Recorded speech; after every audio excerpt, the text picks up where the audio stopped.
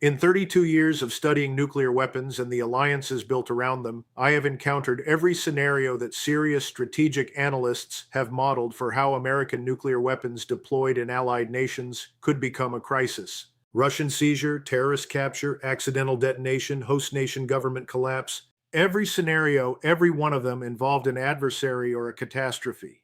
Not one of them involved a NATO ally. Not one of them involved a government that has been a member of the Atlantic Alliance since 1952. Not one of them involved the second largest military in NATO, deciding that 50 American nuclear weapons stored on its soil were more valuable as a bargaining chip than as a security guarantee. That scenario arrived at 3:19 this morning. Turkish armed forces units acting under orders from the office of President Recep Tayyip Erdogan moved to secure the perimeter, the access infrastructure, and the physical custody arrangements of Incirlik Air Base in southern Turkey.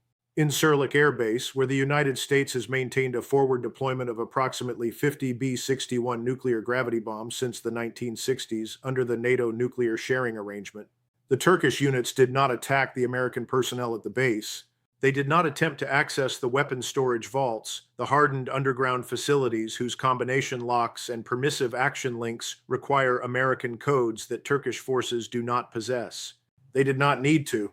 They surrounded the base, controlled every access point, cut the external power supply, and transmitted a message to the American base commander that the Turkish armed forces had assumed security responsibility for Incirlik Air Base pending resolution of what Erdogan's office described as outstanding disputes in the American-Turkish strategic relationship. Outstanding disputes, that is the diplomatic language for a NATO ally holding 50 American nuclear weapons hostage. The most sensitive American military assets deployed outside the continental United States are now in a facility controlled by a government that has decided their custody is a negotiating instrument. And NATO, the alliance whose collective defense commitment is the foundational assumption of European security, has no mechanism designed to respond to one of its own members seizing another member's nuclear weapons because nobody modeled this scenario. Tonight, I want to walk you through exactly what Turkey wants, exactly what 50 B-61 bombs in Turkish custody mean for NATO nuclear sharing, and exactly what the alliance does when the threat to its nuclear architecture comes from inside the house. Tonight, I want to answer 4 questions that nobody in the mainstream NATO commentary is asking with the honesty 50 hostage nuclear weapons demand. First, what does Turkey actually want? What specific American policy concessions, what specific NATO architecture adjustments, what specific bilateral relationship changes does Erdogan's office consider sufficient to resolve the outstanding disputes whose escalation justified the Incirlik seizure? And what does the specific list of demands tell us about how long this moment has been planned?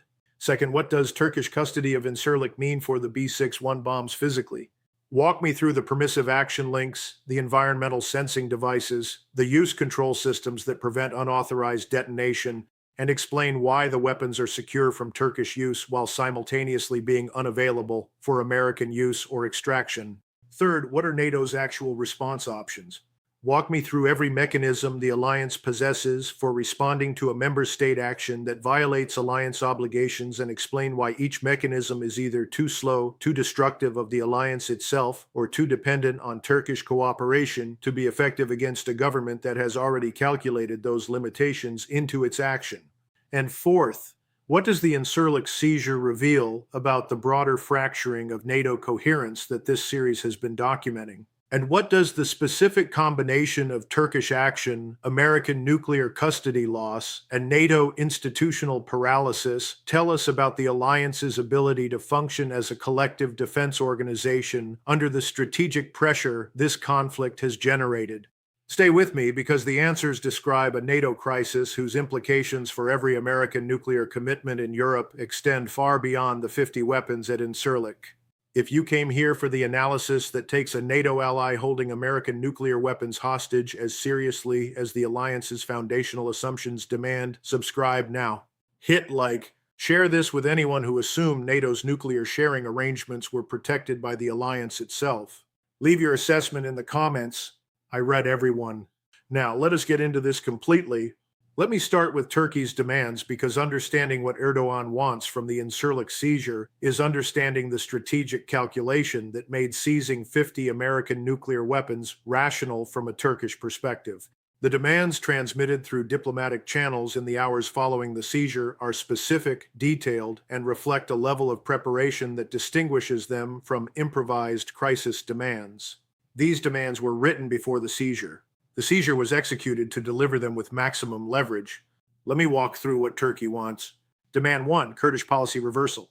Turkey's most persistent grievance in the American-Turkish relationship has been American support for Kurdish forces in Syria, specifically the Syrian Democratic Forces and its Kurdish component, the YPG, that Turkey designates as a terrorist organization due to its organizational connections with the PKK, whose insurgency has cost Turkish lives for 40 years. American support for Kurdish forces, weapons training, operational coordination has continued despite repeated Turkish objections across multiple American administrations. Erdogan's demand is complete cessation of American military support for any Kurdish-affiliated force in Syria and Iraq, including intelligence sharing, logistical support, and the American Special Operations Advisory presence, whose existence Video 19 documented. This demand is not new. It has been made through diplomatic channels repeatedly and rejected repeatedly. The delivery mechanism, 50 nuclear weapons in Turkish custody, is new. Demand 2, F-16 Block 70 transfer without conditions. Turkey has been seeking the transfer of F-16 Block 70 aircraft and modernization kits for its existing F-16 fleet since its exclusion from the F-35 program following the Turkish acquisition of the Russian S-400 air defense system in 2019. The American Congress has repeatedly conditioned F-16 transfer on Turkish policy changes that Turkey has refused to make. The Incirlik seizure inverts the conditionality. Turkey is now conditioning nuclear weapon release on F-16 transfer without the congressional conditions that have blocked it. The demand is not primarily about the aircraft. It is about the principle that Turkey's strategic position within NATO is sufficient to compel American military equipment transfer without the political conditions that reflect American domestic politics rather than strategic reality. Demand 3, removal from CAATSA sanctions. The Countering America's Adversaries Through Sanctions Act imposed sanctions on Turkey in 2020 following the S-400 purchase, restricting Turkish defense industry access to American technology and markets. Turkey's demand is complete CAATSA sanctions removal without conditions, restoring the defense industrial cooperation relationship that sanctions severed. The CAATSA sanctions have been the primary instrument of American leverage over Turkish defense acquisition choices. Their removal eliminates the constraint that has prevented Turkey from purchasing additional Russian systems without American consequences. Demand 4, formal recognition of Turkish regional leadership. This is the demand whose specificity most clearly reveals the long-term strategic planning behind the seizure. Turkey is seeking formal American acknowledgement in a bilateral framework agreement rather than diplomatic statements that Turkey is the primary regional power in the Eastern Mediterranean, the Black Sea, and the Caucasus, with a sphere of influence whose boundaries American policy will respect. This demand is not about a specific policy outcome. It is about a structural repositioning of the American-Turkish relationship from one in which American priorities constrain Turkish behavior to one in which Turkish regional leadership is the organizing framework that American policy accommodates. It is the demand of a government that has calculated correctly, based on everything this conflict series has documented, that American strategic bandwidth, American alliance management capacity, and American willingness to pay the costs of confronting a NATO member are all at their most constrained point since the alliance's founding. The specific combination of these 4 demands, each individually significant, collectively representing a fundamental repositioning of the American-Turkish relationship, confirms that the Incirlik seizure was not an impulsive response to a crisis. It was the execution of a plan whose preparation required years. I want to address the physical status of the 50 B-61 bombs with the technical specificity that the world's most sensitive nuclear custody situation demands, because the mainstream coverage will focus on whether the weapons are safe from Turkish use. They are, and miss the more operationally significant question of what Turkish perimeter control means for American use and American extraction. Let me walk through the nuclear weapons security architecture at Incirlik. The B-61 gravity bomb is equipped with multiple independent use control systems whose design philosophy reflects the same logic as the dead hand system. The weapons should not function without specific authorization, regardless of what happens to their physical custody. The permissive action link, the PAL, is an electronic lock built into the weapon's firing circuit whose coded entry is required before the weapon can be armed. The codes for American nuclear weapons deployed in NATO nations are held by American personnel and American command authority. Turkish personnel do not possess and cannot derive the PAL codes. A B-61 bomb in Turkish physical custody without PAL codes is a very expensive piece of inert metal and high explosive whose nuclear function is inaccessible. The environmental sensing devices, ESDs, are sensors within the weapon that monitor its physical environment, temperature, pressure, acceleration, and disable the firing circuit if the weapon is subjected to conditions consistent with unauthorized tampering or unauthorized movement. The specific ESD parameters for B-61 bombs at Incirlik are calibrated for the operational storage conditions at that facility. Movement of the weapons from their storage vaults under conditions that exceed ESD parameters without the specific handling procedures that American personnel are trained to execute risks, triggering the disablement that ESDs are designed to produce. Turkish forces moving B-61 bombs without American handling procedures risk rendering them permanently inoperative. This is not a useful outcome for Turkey. Turkey does not want the weapons. Turkey wants the leverage that custody provides. The strong link/weak link architecture.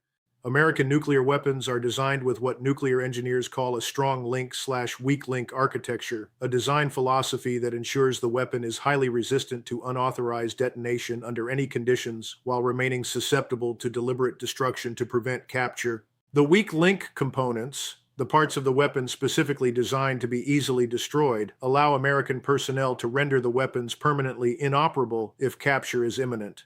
The authorization to execute weak link destruction, the order to render the weapons permanently inoperable rather than allow them to remain in unauthorized custody, requires national command authority authorization. The question of whether to execute weak link destruction of 50 B-61 bombs at Incirlik is itself an impossible choice whose dimensions I will address in Part 4. What the security architecture establishes is this: the 50 B-61 bombs at Incirlik are secure from Turkish use. They are not secure from Turkish leverage. Turkey has converted them from nuclear weapons into diplomatic instruments, instruments whose value is precisely their status as the most sensitive American military assets that any government on Earth currently has physical custody of. The weapons cannot explode, but they can negotiate, and tonight they are negotiating for Turkey. I want to address NATO's response options with the institutional honesty that an alliance confronting its own member demands. Because the NATO, that has been the foundational architecture of European security for 75 years, was designed to respond to threats from outside the alliance. Its charter, its procedures, its decision-making mechanisms, its military command structures, all of them are designed to coordinate the responses of member states against external adversaries. None of them are designed to respond to a member state action that violates alliance obligations. Let me walk through the mechanisms available and their specific limitations. The North Atlantic Council, the NAC, NATO's principal political decision-making body, operates by consensus. Every decision requires the agreement of all 32 member state ambassadors, including Turkey's. Turkey's ambassador to the NAC can block any NAC decision regarding Turkey's action at Incirlik. By definition, the consensus requirement that has made NATO decisions reflect genuine alliance unity makes NATO decisions regarding Turkish violations of alliance obligations impossible to reach. Turkey has effectively given itself a veto over the alliance's response to its own action. Article 5, Collective Defense. Article 5 of the North Atlantic Treaty commits member states to treat an armed attack against one member as an armed attack against all, responding with such action as each member deems necessary, including military force. Turkey has not attacked an alliance member. It has seized American property on its own territory under the sovereign authority that host nation agreements provide for base security. Article 5's trigger condition, an armed attack against a member, has not been met. The collective defense mechanism, whose credibility is NATO's primary strategic asset, is not triggered by a member state's seizure of another member's military assets on its own territory. Article 8, inconsistency with alliance obligations. Article 8 requires member states not to enter into international engagements inconsistent with the treaty. Turkey's action is inconsistent with the spirit of its alliance obligations. Its direct consistency with Article 8's specific text depends on legal interpretation, whose resolution requires the consensus process that Turkey's veto blocks. The legal mechanism for addressing Turkish obligation violations is blocked by the political mechanism Turkey controls: suspension or expulsion. NATO has no formal procedure for suspending or expelling a member state. The treaty contains no expulsion mechanism. Creating one would require a treaty amendment whose ratification by all member states, including Turkey, is impossible. Turkey cannot be expelled from NATO. It can only be persuaded, pressured, or accommodated. Bilateral military action. The United States could conduct a military operation to recover the B-61 bombs by force, inserting special operations forces or conventional military units to extract the weapons from Incirlik over Turkish armed forces opposition. This option involves American military forces conducting combat operations against Turkish armed forces, the second largest military in NATO, on Turkish sovereign territory. The military operation is feasible.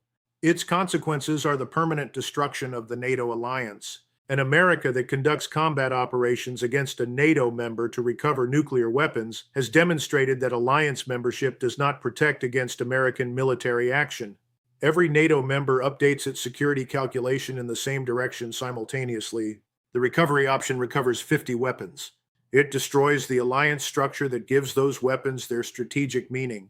The reality of this crisis is simple. NATO has no effective response mechanism for a member state seizing American nuclear weapons, not because NATO's founders failed, but because they never believed a member state would take such an action. That assumption collapsed this morning.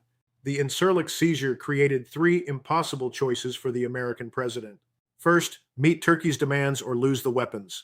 Accepting demands such as Kurdish policy changes, F-16 transfers, sanctions removal, and recognition of Turkish regional leadership could recover the weapons, but it would also prove that seizing American nuclear assets forces U.S. concessions.